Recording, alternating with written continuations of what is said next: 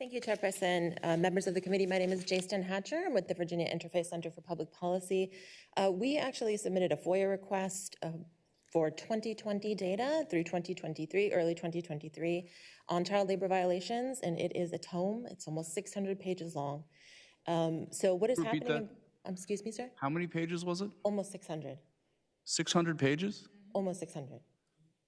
Yes. Of just Virginia violations? Yes, correct. From 2020 to early 2023. It crosses industries. It crosses all of the areas in Virginia. In fact, we worked with a Bonner Scholar at the University of Richmond in the GIS lab to map these violations onto districts. And unfortunately, our House districts are not ready, but our Senate districts are. And you can see very clearly just how many violations occur in each district.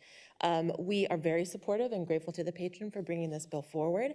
We just want to strengthen our current laws and empower youth to stay safely employed and make sure that they can also develop socially and educationally. Thank you.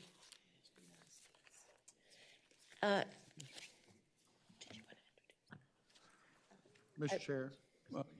Yes, Mr. Delegate Runyon. Question of the presenter.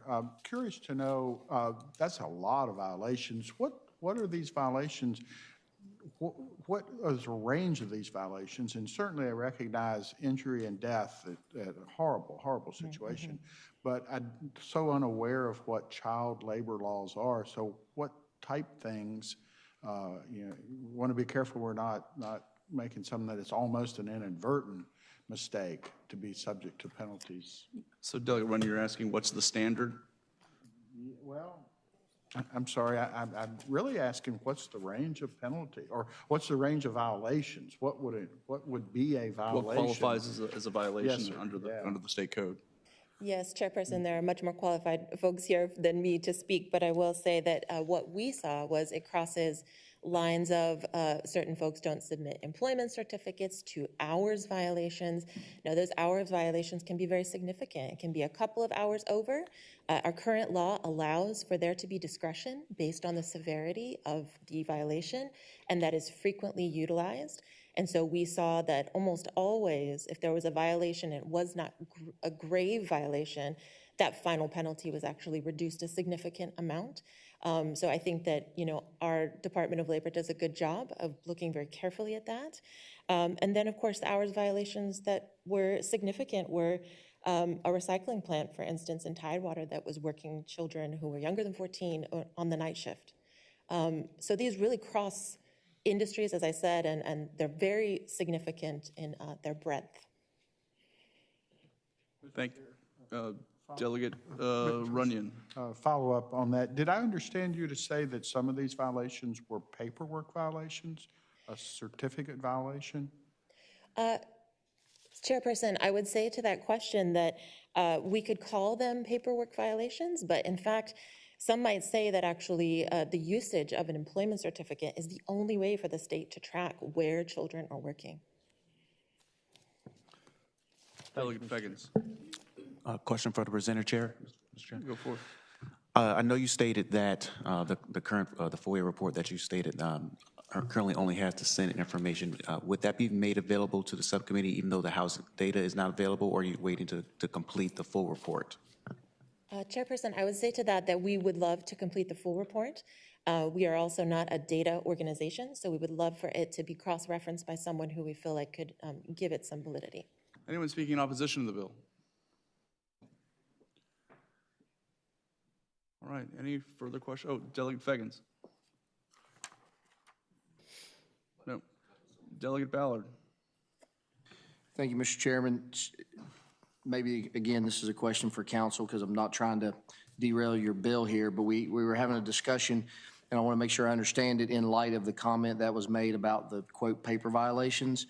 So the way I read this is these civil penalties for each violation, the violations have to result in either A, serious injury or death. So am I correct, I guess, counsel, that a paper violation does not apply to the bill that is before us?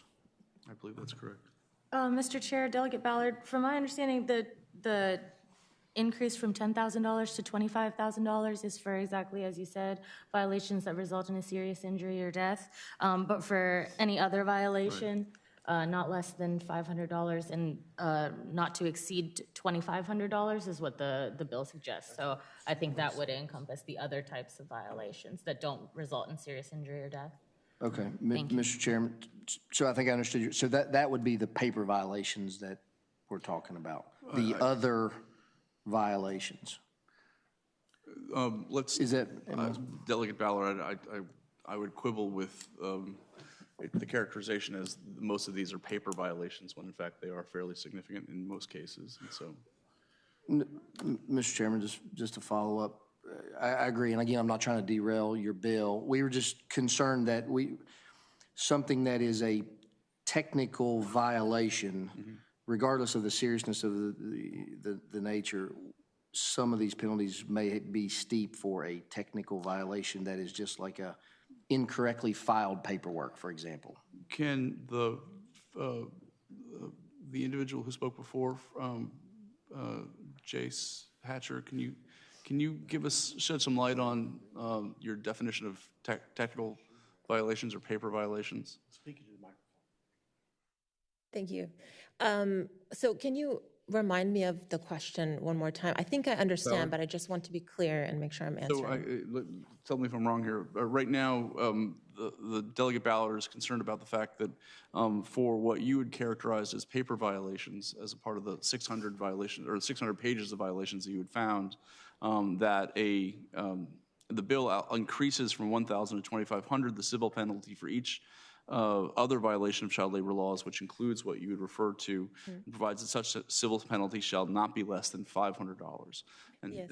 Delegate Ballard had said that for a paper violation or for a paperwork violation, maybe $2,500 or $1,000 to $2,500 or no less than $500 might be a bit steep. Can you expand upon what you had said before? Yes, thank you so much, Chairperson Lopez. I would say to that, and again, we have experts here on the law, so if they want to weigh in. But what we are talking about are not necessarily just paperwork violations. Some of these things are incredibly important. If you have a wage or an hour violation, for instance, if you work children over a certain amount of hours according to our current law, you can be considered in that first tranche of the lesser, which in this bill is $2,500. Now that, again, has such breadth. And our current law says that the commissioner and DOLE has a wide range of ability to utilize certain things like the size of the employer, the gravity of the situation, to ensure that if it is, quote unquote, a simple paperwork violation, once again, I'm not saying we have seen, but if that were the case, then actually there is room in our law to ensure that that person isn't unnecessarily fined.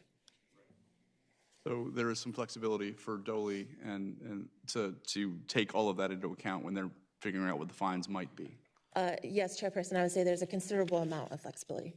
Thank you. Thank you. Any other questions from the committee? All right. Mr. Chair, if you don't mind, I just want to clarify for those who are concerned, this is current law. We're not changing what's been on the books since 2007. Right. We're just changing the numbers. So, yeah, that's what I want to say. That's greatly appreciated, Delegate Seaver. Thank you. If there are any other questions from the committee, this committee works by motion. Move to report a substitute. So we have a motion to report the substitute with that's been properly seconded. All those in favor, please vote on the electronic voting board.